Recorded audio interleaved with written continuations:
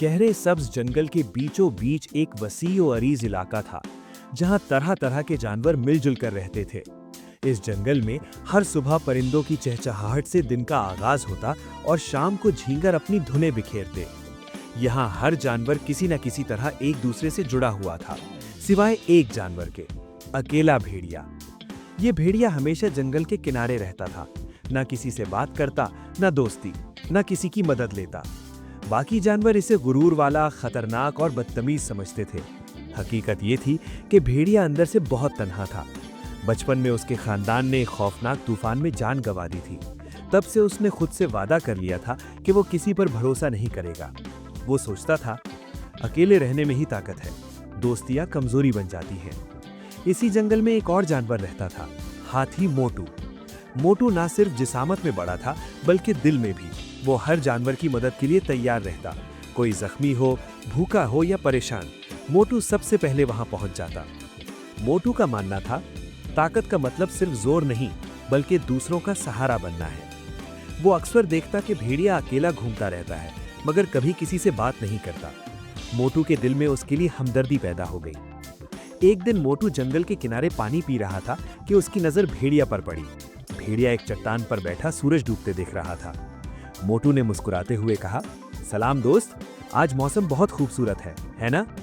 भेड़िया चौंक गया। उसने सख्त लहजे में जवाब दिया, मुझे दोस्त मत कहो, मुझे किसी की जरूरत नहीं। मोटू ने नरमी से कहा, ठीक है, मगर अगर कभी जरूरत पड़े तो मैं यही हूं। भेड़िया खामोश रहा, मगर उसके दिल में एक अजीब सी हलचल मच गई। चंद दिन बाद जंगल में शदीद खुश्क साली आ गई। दरिया सूखने लगे, दरख्त मुरझाने लगे और खाने की कमी हो गई। जानवर परेशान थे। मोटू ने सब जानवरों को इकट्ठा किया। हमें मिलकर हल निकालना होगा, अगर हम साथ ना रहे तो कोई नहीं बचेगा। सब जानवर एक दूसरे की मदद करने लगे, मगर भेड़िया अब भी अकेला था। एक रात भेड़िया शिकार की तलाश में दूर निकल गया। अंधेरी रात, खुश्क जमीन और कमजोरी ने उसे थका दिया।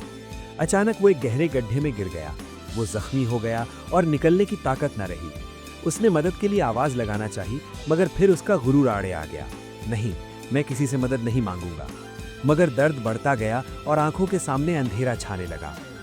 सुबह के वक्त मोटू पानी की तलाश में निकला तो उसे दूर से कराहने की आवाज सुनाई दी। वो आवाज पहचान गया, ये भेड़िया था। मोटू फौरन गड्ढे के पास पहुंचा।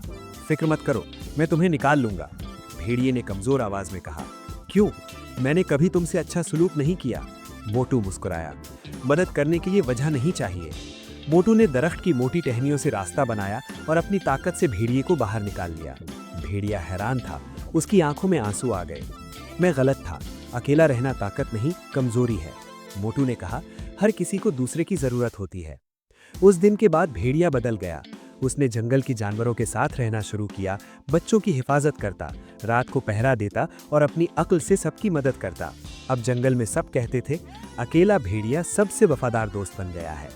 खुश्क साली खत्म हो गई, दरिया फिर बहने लगे और जंगल पहले से ज्यादा खुशहाल हो गया। सब जानवर जान चुके थे कि अकेले नहीं, बल्कि मिलकर ही जिंदगी खूबसूरत बनती है। दोस्ती, ताउन और एक दूसरे की मदद ही असली ताकत है। अकेलापन कमजोरी और साथ मिलकर रहना कामयाबी है।